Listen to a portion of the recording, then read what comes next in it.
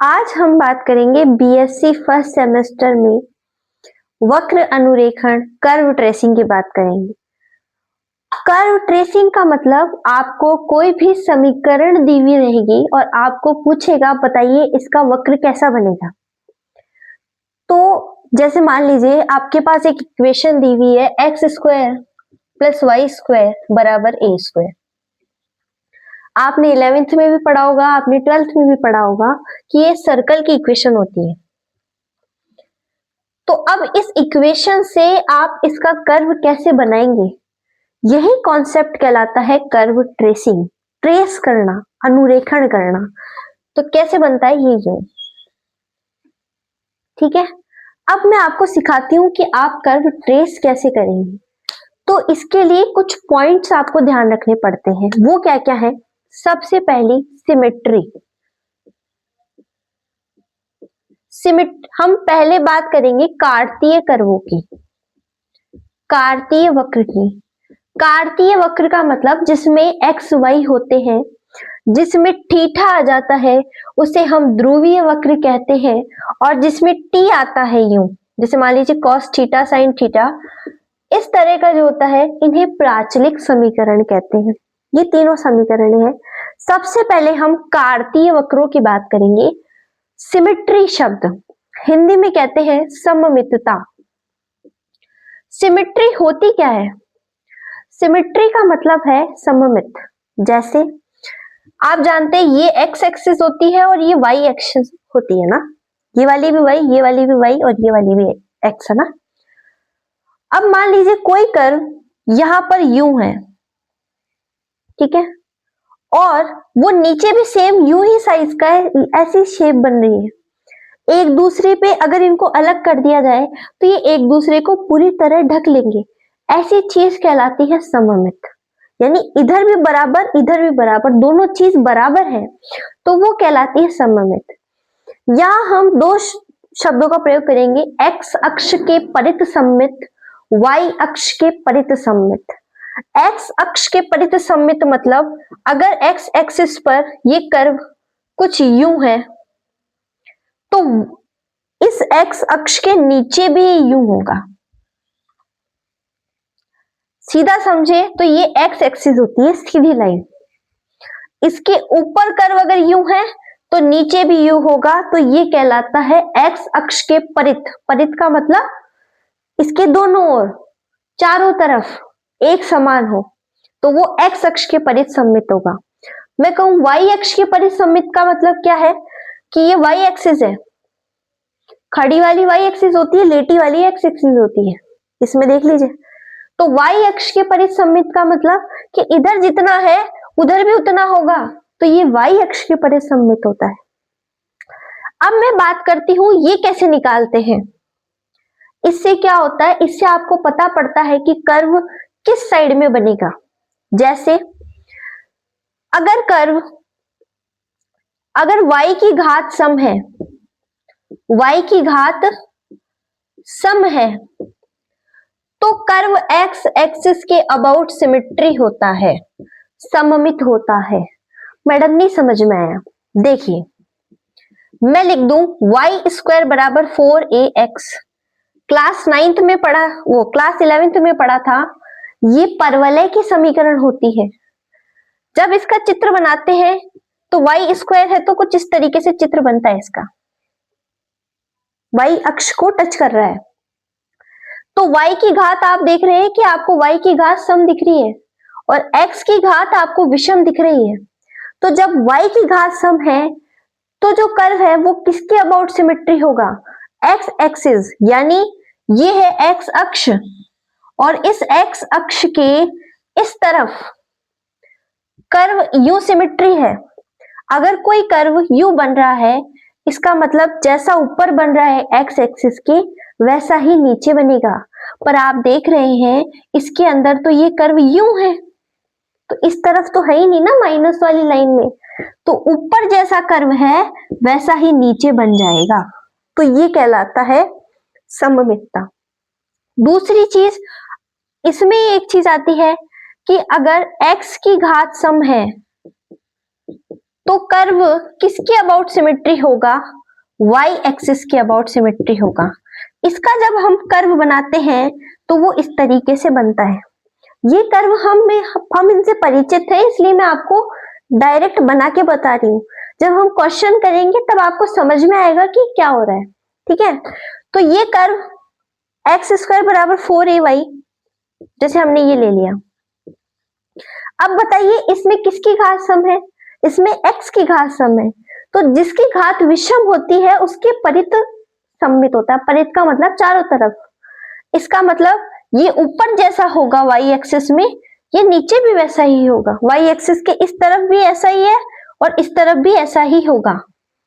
ये कहलाता है y अक्ष के परित सममित और x अक्ष के परित सममित। अब बात करें कि अगर x व y दोनों की घात सम हो तो कर्व किसके अबाउट सिमेट्री होगा? तो ये सर्किल लीजिए, इसमें x की घात भी सम है और y की घात भी सम है। इसका मतलब ये कर्व किसके अबाउट सिमेट्री होगा? तो ये मूल बिंदु के परित सममित होगा। और इसमें ये x एक्सिस के अबाउट भी सिमेट्रिक है, y एक्सिस के अबाउट भी सिमेट्रिक है, यानी दोनों अक्षों के परित सममित होगा। तो दोनों के परित। ठीक है, दूसरी बात, अगर y बराबर x है, यानी एक इक्वेशन लिखी हुई है x cube plus Y cube बराबर 3axy। ठीक है, इसमें आप देखेंगे कि आप x की जगह y लिख दीजिए, चाहे y की जगह x लिख दीजिए, समीकरण हूबहू रहती है। जैसे मैं x की जगह अगर y लिखूं तो ये y क्यूब, ये x क्यूब, ये 3axy, तो इक्वेशन में कोई फर्क नहीं पड़ा। तो ये y बराबर x लाइन के अबाउट सिमेट्रिक होती है। और चौथी चीज, y बराबर -x, इसका मतलब जब आप x की जगह -y लिखेंगे और y की जगह -x लिखेंगे, कर्व में कोई फर्क ना पड़े तो वो y बराबर -x लाइन के अबाउट सिमेट्रिक होता है। और एक और लिखा हुआ है आपकी बुक में, जिसकी इक्वेशन एक्स वाई बराबर सी स्क्वायर है, यानी अगर आप x की जगह -x लिखें और y की जगह -y लिखें और इक्वेशन में कोई फर्क नहीं पड़े तो वो सम्मुख पाद में सम्मित होता है। जैसे ये एक्स वाई बराबर सी स्क्वायर, ये यू आयताकार परवलय का शेप बनती है यू, तो ये यू सिमेट्री होता है। सम्मुख पाद, सम्मुख पाद का मतलब समझते, सामने वाले, ये वाला चतुर्थांश, ये वाला, या फिर ये वाला और ये वाला, यू कहलाते। ये सबसे पहली बात हुई सममितता की। दूसरा टॉपिक, मतलब कोई भी कर्व ट्रेस करते समय आपको 4 या 5 पॉइंट निकालने होते हैं। ये पहला पॉइंट है सिमेट्री, यानी सममित ये बनते हैं इसके। दूसरी चीज, सेकंड पॉइंट निकालना पड़ता है ओरिजिन। ओरिजिन का मतलब मूल बिंदु, यानी अगर आपने x बराबर 0 पुट किया और y का मान भी 0 आ गया, यानी उसमें कोई अचर पद शेष नहीं रहा, तो वो मूल बिंदु के परित सम्मित हो जाता है। और तीसरी चीज, टेंजेंट एट ओरिजिन, ये क्या होता है? मूल बिंदु पर स्पर्शी, मूल बिंदु पर स्पर्शी। इसका क्या मतलब है कि अगर कोई भी वक्र मूल बिंदु से जा रहा है तभी तो उस पर टेंजेंट होगी। टेंजेंट का मतलब स्पर्श करना, जैसे इस पे यूं स्पर्श करके जाए कोई कर्व, ठीक है, कट नहीं करे। तो मूल बिंदु पर स्पर्शी कैसे निकालते हैं कि जो लीस्ट डिग्री टर्म है, सबसे छोटी घात की जो टर्म है, लीस्ट डिग्री टर्म, उसको 0 पुट कर देते हैं। ठीक है, उसको क्या कर देते हैं? 0 पुट कर देते हैं, तो टेंजेंट निकल जाती है। अगर मान लीजिए टेंजेंट के 2 अलग अलग मान आए तो नोड बनता है। नोड का मतलब क्या होता है कि ये इस तरीके से यूं, ये नोड कहलाते हैं। और अगर सेम मान मिलते हैं, जैसे 1 1 मिल गया, 0 0 मिल गया, तो कस्प बनता है। कस्प को उभ्याग्र कहते हैं, नोड को नोड ही कहते हैं हिंदी में। कस्प यू बनेगा, यू लाइनें जाती है। चौथी चीज एसिम्पटोट होती है। एसिम्पटोट होती है अनंत स्पर्शी। जब हम एक क्वेश्चन करेंगे ना तो आपको ये सब चीजें बहुत अच्छे से समझ में आ जाएंगी। ये करीबन 3 नंबर का कॉन्सेप्ट पूछा जाता है एग्जाम में। बच्चे अधिकतर ये कर्व ट्रेसिंग का कॉन्सेप्ट करते हैं। अनंत स्पर्शी, इसमें क्या होता है, कैसे निकालते हैं, तो अक्षों के परित निकली जाती है, यानी एक्स अक्ष के अधिकतम घात का जो गुणांक कॉमन मिल रहा है और वाई अक्ष के अधिकतम घात का जो गुणांक कॉमन मिल रहा है उससे एसिम्पटोट निकाली जाती है। अनंत स्पर्शी का मतलब जो अनंत पर स्पर्श करती हुई प्रतीत होती है वो अनंत स्पर्शी कहलाती है। जैसे ये कोई कर्व है, ये यूं अनंत की तरफ जा रहा है तो इस वाई के बीच की दूरी कम होती जा रही है और एक ऐसी सिचुएशन आएगी जब बीच की दूरी बिल्कुल कम हो जाएगी, तो इस तरह की सिचुएशन अनंत स्पर्शी कहलाती है। पांचवी चीज निकलती है पॉइंट, इंटरसेक्शन पॉइंट। क्या निकलती है? Intersection point. ये क्या होता है? प्रतिच्छेदी बिंदु। क्या होता है? प्रतिच्छेदी बिंदु। इसका मतलब आप x को 0 पुट करेंगे तो आपको y की जो वैल्यू मिलेगी और y को 0 पुट करने पे x की जो वैल्यू मिलेगी, वहां पर ये कर्व काटेगा एक दूसरे को, वो इंटरसेक्शन पॉइंट। और एक छठी चीज निकलती है, वो होती है रीजन। रीजन का मतलब होता है क्षेत्र, कि कर्व किस क्षेत्र से किस क्षेत्र के किस पॉइंटों के बीच में है। अब आप इसका स्क्रीनशॉट लीजिए, हम क्वेश्चन की बात करते हैं। आपके सामने क्वेश्चन है, एग्जाम में ऐसा ही मिलेगा। इक्वेशन दी हुई है, बोला कर्व ट्रेस करो। आपसे प्रैक्टिकल के टाइम भी पूछ सकता है कि बताइए इसका कर्व कैसा होता है। तो इस समीकरण को कहते हैं विच, इसका मतलब ये चित्र बनता है यू। तो ये कैसे बनाना है वो सब हम सीखेंगे। पहले ये अजमेर बीएससी में भी पूछा हुआ है, राजस्थान बीएससी में पूछा हुआ है, उदयपुर बीएससी में भी 2 बार पूछा हुआ है। तो देखिए हम इसको सीखते हैं। सबसे पहले ऐसे समझना, हमको कुछ नहीं आता, अब हम क्या करें। तो सबसे पहले तो इस समीकरण में ब्रैकेट से पहले तो इसको गुणा कर लो।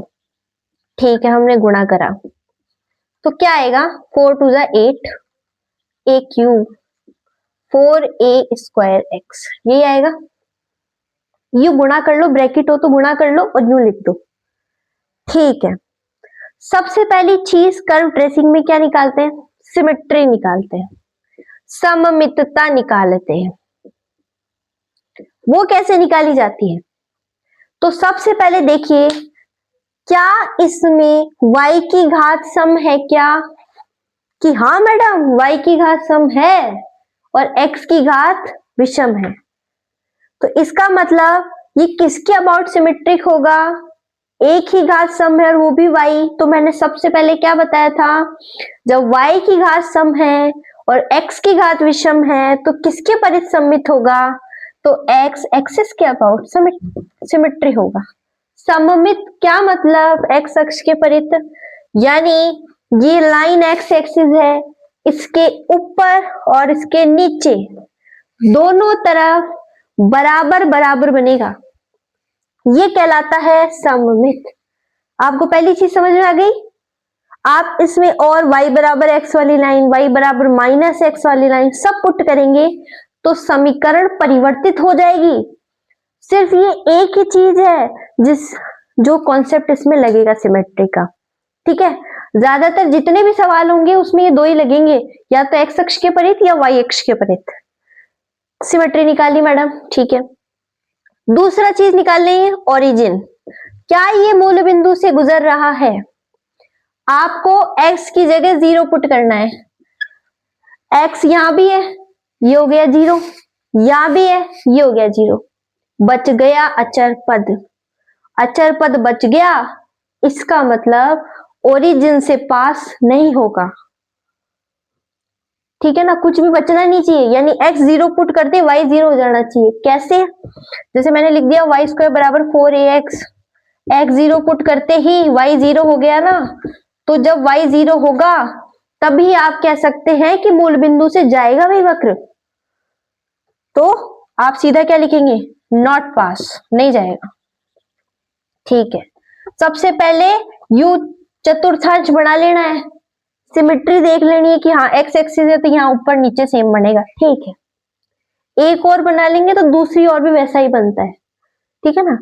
ओरिजिन ठीक है, नहीं जाएगा सा।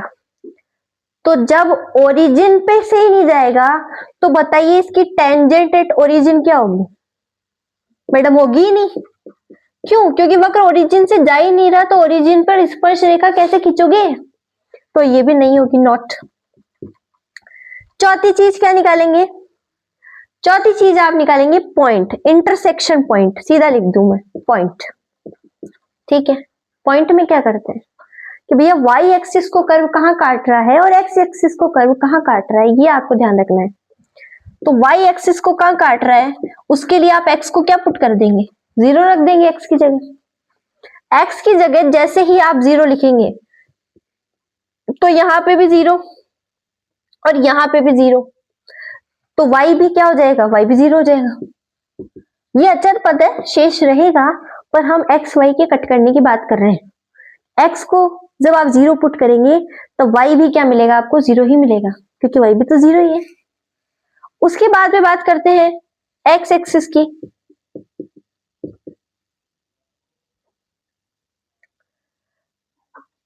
अब के y 0, x बराबर 0 मतलब y एक्सिस, y बराबर 0 मतलब x एक्सिस। y बराबर 0 रखेंगे तो बताइए ये पूरा 0, और यहां से जब आप मान निकालेंगे तो 4a² x बराबर 8a³, तो यहां से मान निकलेगा x बराबर 2a। तो ये कर्व कहां कट करेगा? 2a,0, यानी इस जगह एक बिंदु आएगा 2a,0, यहां पर ये कर्व कट करेगा। इसका मतलब ये कर्व कुछ इस तरीके से बनेगा, यू बिंदु से जाता हुआ। ऐसा क्यों बनाया? क्योंकि अब हम एक कॉन्सेप्ट और लिखेंगे, और वो है एसिम्पटोट का। एसिम्पटोट यानी अनंत स्पर्शी। सबसे पहले देखिए y की अधिकतम घात के गुणांक का कॉमन लेना है। y की अधिकतम घात 2 है और सिर्फ एक ही पद है y², और उसमें x है, यानी y² ये है, और इसका आगे का पद क्या है? x है। इसको 0 पुट करना है तो x बराबर क्या आएगा? 0। इसका मतलब एसिम्पटोट कौन सी एक्सिस होगी? y एक्सिस होगी, ठीक है मैडम। दूसरी चीज x की अधिकतम घात को कॉमन लीजिए, ले सकते हैं ना, तो यहां से x कॉमन आया तो y², और यहां से 4a², और इसको 0 पुट करेंगे तो y² बराबर -4a² आ गया। अरे ये तो इमेजिनरी वैल्यू आएगी जब रूट हटेगा, तो ऐसी चीज एग्जिस्ट ही नहीं करेगी। इसका मतलब इसके पैरेलल कोई भी एसिम्पटोट नहीं होगी, पैरेलल नहीं होगी, और इसके पैरेलल होगी। इसका मतलब एसिम्पटोट ये आगे यूं कर्व बढ़ता जाएगा और ये इसको यूं अनंत पे स्पर्श करती जाएगी। इस तरीके से कर्व बनेगा। उसके बाद में लास्ट एक चीज और हम चेक करते हैं, और वो क्या होती है? वो होती है रीजन, क्षेत्र। कैसे निकालें?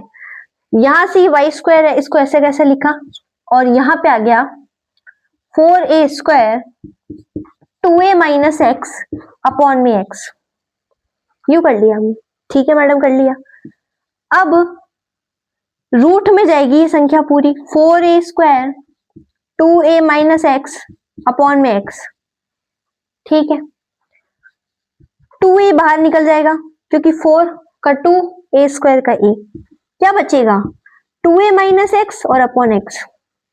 आप इसकी जगह जब कोई भी माइनस की वैल्यू रखेंगे, मान लीजिए मैंने रख दिया -a, तो माइनस रखते ही रूट के अंदर माइनस की वैल्यू आना मतलब काल्पनिक मान। इसका मतलब y कैसा आएगा? इमेजिनरी, काल्पनिक आ जाएगा। और अगर मैं 0 पुट करूंगी तो y का मान अनंत आएगा, यानी कोई भी पॉजिटिव वैल्यू आएगी, अनंत में कुछ भी आएगी तो, ठीक है ना। तो y क्या आएगी? इनफाइनाइट आएगी। और अगर मैं 2a रखूंगी तो 2a में से 2a गया, यानी 0 आ जाएगी y की वैल्यू, ठीक है ना। 2a - 2a 0। और अगर मैं 2a से बड़ी, मान लीजिए 3a लिख देती हूँ, ठीक है, 3a लिख दिया तो इमेजिनरी वैल्यू आएगी, माइनस में आएगी। इसका मतलब y इमेजिनरी आएगा। इसका मतलब ये कर्व कहां से कहां तक रहेगा, यानी इस 0 से लेकर के 2a के बीच में, 0 से 2a के बीच कर्व रहेगा, तो ये आपका हो गया कर्व ट्रेस। चलिए एक सवाल और देखते हैं, आप इसका स्क्रीनशॉट लीजिए। अब हम बात करते हैं आगे। देखिए 2 सवाल और आपके सामने लिखे हुए। सवाल देखते ही सबसे पहले क्या करेंगे कि गुणा कर लीजिए 2ay² xy² और x³ सबसे पहली चीज क्या देखनी है, सबसे पहले चतुर्थांश बना लो, ठीक है। फिर सबसे पहले सिमेट्री देखो, कैसे देखें कि y की घात सम है, किसके परिसम्मित होगा, x अक्ष के, ठीक है। क्या लिखेंगे, x एक्सिस। दूसरी चीज ओरिजिन, मूल बिंदु से जाएगी क्या या नहीं, तो x की जगह 0 पुट कर देंगे, यहां 0 यहां 0, तो y क्या आएगा 0। x बराबर 0 रखने पर y बराबर 0 आएगा, इसका मतलब ओरिजिन से पास होगा, और अगर पास होगा तो टेंजेंट एट ओरिजिन आएगी नहीं आएगी, आएगी। तो बस आप टेंजेंट एट ओरिजिन निकालेंगे। वो कैसे निकलती है, सबसे छोटी घात को 0 के बराबर लिख दीजिए। देखिए इसमें सबसे छोटी घात, इसमें देखिए चर पदों की घात, y की 2 घात, x की 1 घात, कुल कितनी घात 3। यहां पे कितनी घात 3, और यहां पर कितनी, यहां पर तो 2 ही है, a तो एक अचर पद है, इसका मतलब 2ay² को आप क्या पुट कर देंगे, 0 पुट कर देंगे, ठीक है। तो y का मान निकालेंगे तो 0 ही आ जाएगा, यानी y का मान 0 और दूसरा मान भी 0 ही होगा, यानी 2 मान है, अधिकतम घात 2 होती है तब मूल 2 ही तो निकलते हैं ना, 3 होती है तो 3 निकलते हैं, 4 होती है तो 4 निकलते हैं। वैसे ही अगर स्क्वायर है तो 2 मूल निकलेंगे, और दोनों मूल क्या होंगे कि 0 0 होंगे। मैडम मैंने आपको बताया था कि जब दोनों सेम होते हैं तब क्या बनता है कि मैडम कस्प बनता है, और कस्प कैसा बनता है कि कस्प तो यूं बनता है। समझ में आया थोड़ा बहुत, चलिए अभी और अच्छे से समझाएंगे। तो ठीक है भैया, कस्प बनेगा, ठीक है। अब वो कहां कहां कट करेगा इस कर्व को, वो निकालते हैं। वो कैसे निकालते हैं, पॉइंट y एक्सिस को कहां कट करेगा ये देखते हैं। तो उसके लिए x को क्या करना है, 0 पुट करना है। x बराबर 0 y एक्सिस की समीकरण होती है। तो जब हमने x बराबर 0 पुट कर दिया तो बताइए y क्या आएगा कि मैडम y 0 आएगा, और y एक्सिस y बराबर 0 रखेंगे तो बताइए x क्या आएगा, x भी 0 ही आएगा। इसका मतलब कि एक ऐसा बिंदु एक ही है जहां पर कर्व कटेगा, और वो है 0,0, और हम जानते हैं मूल बिंदु के निर्देशांक क्या होते हैं, 0,0। इसका मतलब ये कर्व से यूं कट करेगा और यूं ये कस्प बन गया, ठीक है। पांचवी चीज हम एसिम्पटोट निकालते हैं। एसिम्पटोट का मतलब अनंत स्पर्शी, इसका मतलब y एक्सिस की अधिकतम घातों के गुणांकों को कॉमन ले लीजिए। देखिए y की अधिकतम घात 2 है, इसके गुणांक को कॉमन लीजिए, 2a माइनस x, इसको 0 के बराबर रखिए। तो x इसको भूल जाइए आप y के अधिकतम घात के गुणांक को कॉमन लेते हैं, तो ये हमने ले लिया 2a माइनस x आ गया, ठीक है। अब x का मान निकाले तो कितना आएगा, 2a, क्या आएगा 2a, और हम जानते हैं x बराबर कोई भी मान आता है अचर मान तो वो y एक्सिस की समीकरण होती है। तो इसका मतलब एसिम्पटोट कौन सी होगी, y एक्सिस वाली, और जो भी कौन से बिंदु पर, 2a बिंदु पर, ठीक है मैडम। क्या x एक्सिस के लिए भी कोई होगी एसिम्पटोट, तो आप चेक कीजिए, x की अधिकतम घात के गुणांक को कॉमन लीजिए। x की अधिकतम घात का गुणांक तो सिर्फ एक ही है ना, तो सिर्फ एक इसका मतलब तो और कोई मान ही नहीं आया, एक्स वाई तो कुछ बचा ही नहीं, क्योंकि इसमें तो सिर्फ एक्स क्यूब ही है।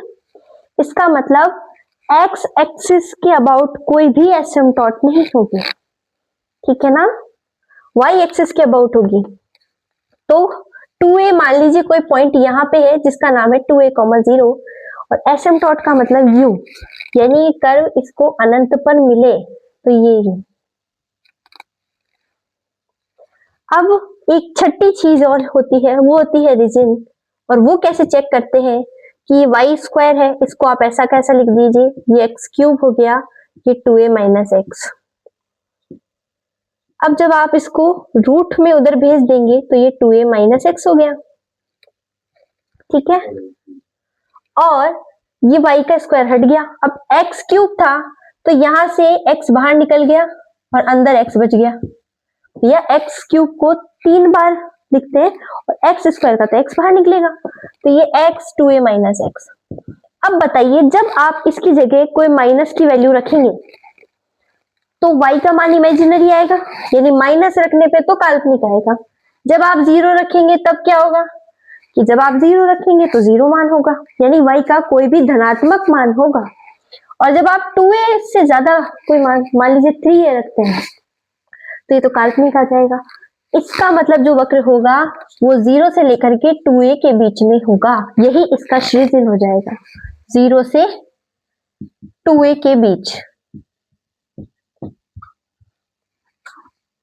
तो इस तरीके से आपका कर्व ट्रेस हो गया। ये आरएएस एग्जाम में भी पूछा हुआ सवाल है, बीएससी का, उदयपुर में, अजमेर में, ठीक है। क्या करना है, सबसे पहले ब्रैकेट से गुणा करना है, Y square A X Y square X square A minus X cube. सबसे पहले क्या करेंगे, चतुर्थांश बना लेंगे। सबसे पहली चीज क्या निकालेंगे, सिमेट्री। y की घात सम है तो x की एक घात विषम है, एक घात सम है, दोनों घात सम होनी चाहिए, है ना। y की दोनों घात सम है, x की एक घात विषम है, तो किसके परिसम्मित होगा कि मैडम x एक्सिस के, तो ये x एक्सिस के अबाउट सिमेट्री होगा, ठीक है। दूसरी चीज ओरिजिन।